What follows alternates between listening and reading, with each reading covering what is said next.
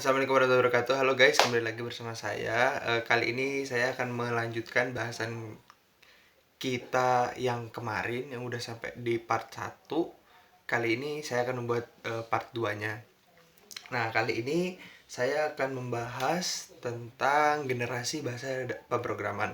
Nah, sebelum itu ada beberapa generasi dari bahasa pemrograman. Nah, yang pertama ini generasi paling awal.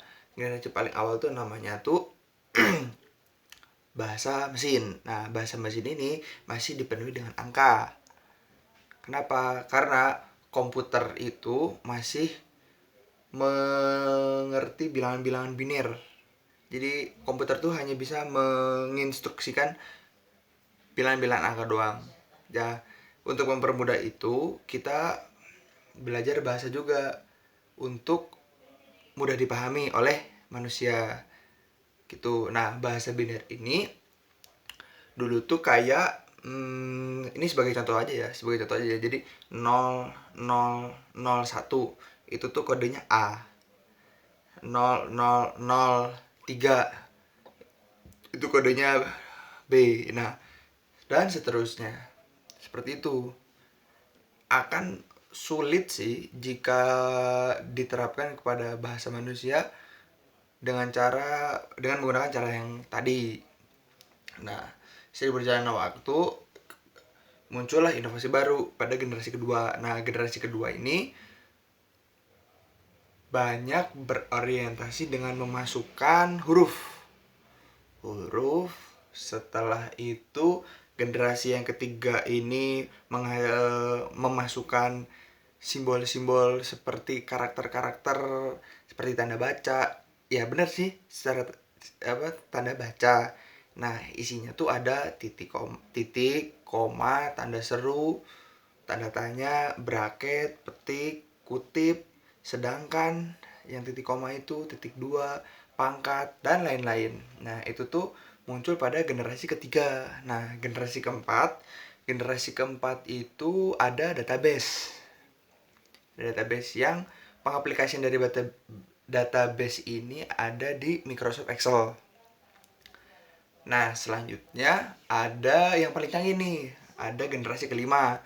Nah, generasi kelima ini tuh dia mengangkat tema, bukan tema ya, lebih ke arah kecerdasan pemrograman. Dalam generasi kelima ini, dalam generasi kelima ini lebih mengedepankan aspek otomatis.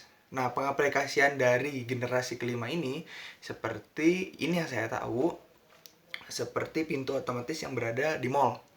Nah, itu adalah bentuk dari bahasa pemrograman. Bagaimana caranya ketika kita masuk ke dalam mall tanpa membuka pintu. Nah, menurut analisis yang saya dalami, jadi sewaktu ada di pintu masuk mall, nah itu tuh biasanya ada sensor di bawah telapak, di bawah, yang biasanya itu ditutupi oleh bahasanya tuh keset itu. Nah, habis gitu setelah nanti ada orang jalan, sensor ini menerima rangsangan atau apa itu namanya. Setelah itu baru si sensor ini memerintahkan kepada chip yang udah dibuat sama programmer untuk membuka pintu. Seperti itu. Terus yang kedua ada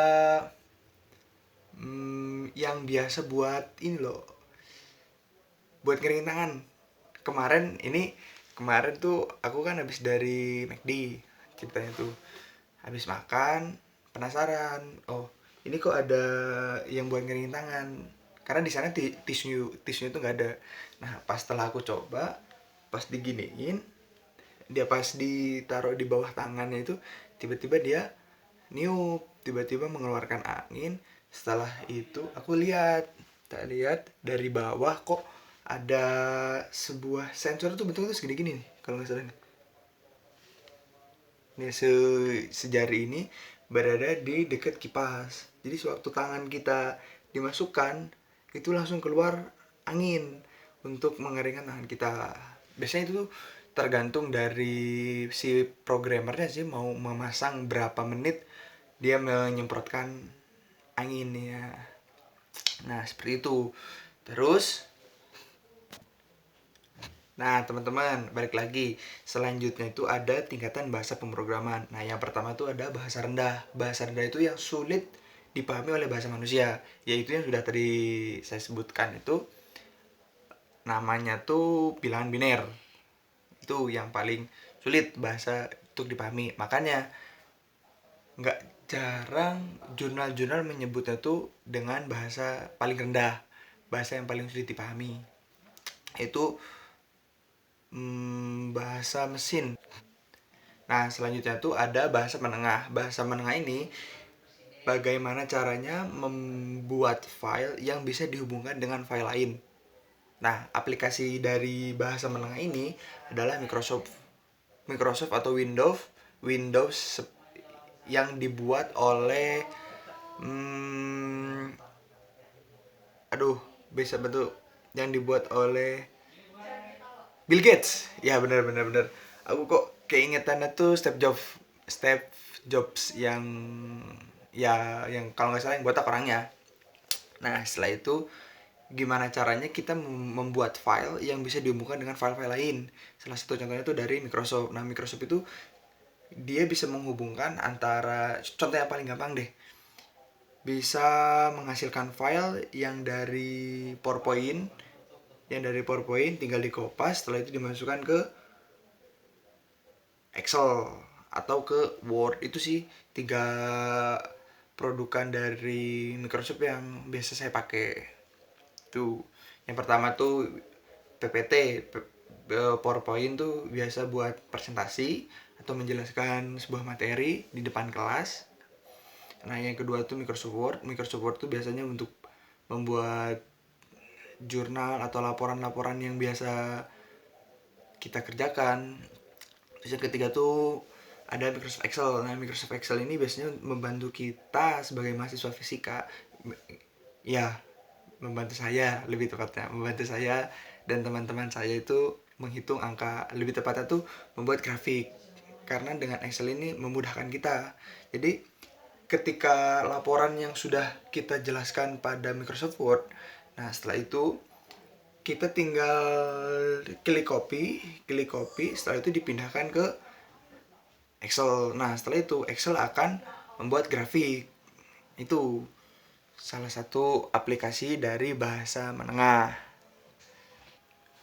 Nah, yang terakhir tuh bahasa tingkat tinggi. Bahasa tingkat tinggi ini berbasis orientasi dan virtual. Salah satu contohnya tuh PHP atau dan juga Pascal, Delphi dan lain-lain. Seperti itu. Nah, selanjutnya kita akan membahas matriks. Nah, pendekatan dengan matriks yaitu sebuah notasi. Misalnya notasinya tuh X dan Y.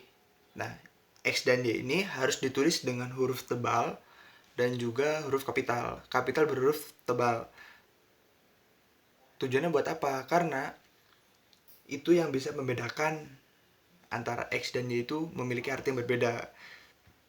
Jadi ketika ditulis AX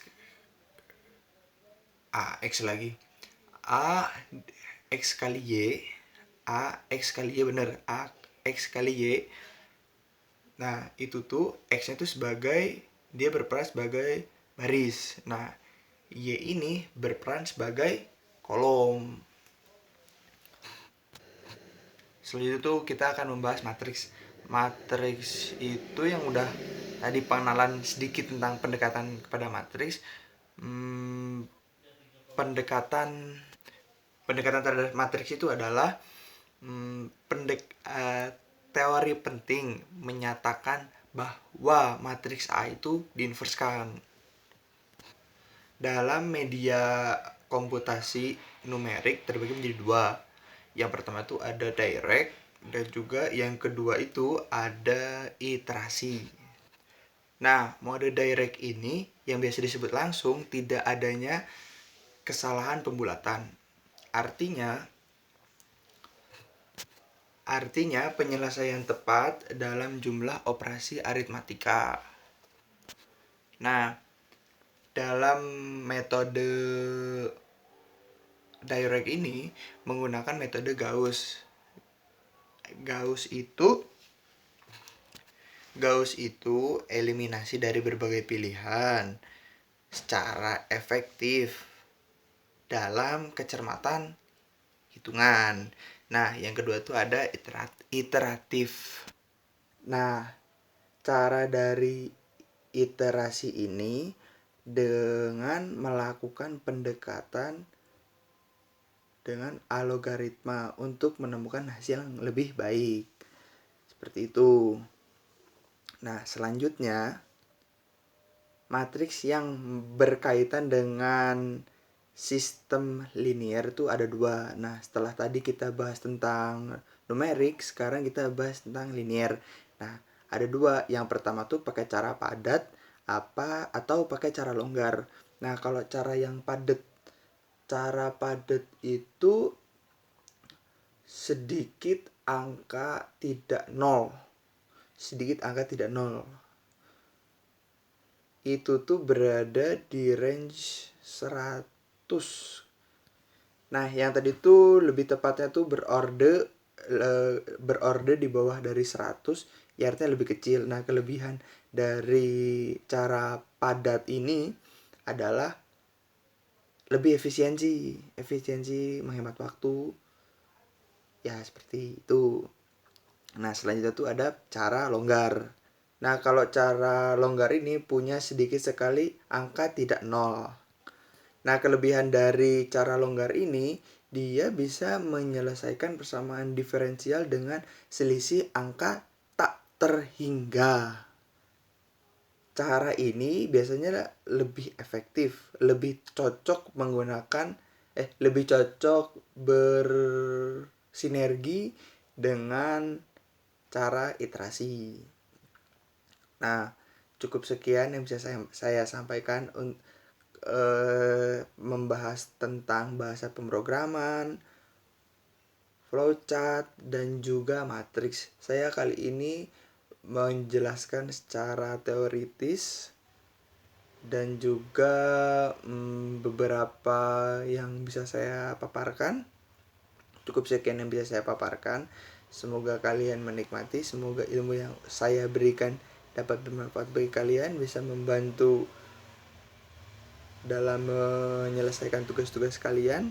Yang menonton video ini, saya ucapkan terima kasih. Jangan lupa like and subscribe channel saya. See you again. Bye bye. Assalamualaikum warahmatullahi wabarakatuh. Shalom, Om Swastiastu, salam budaya.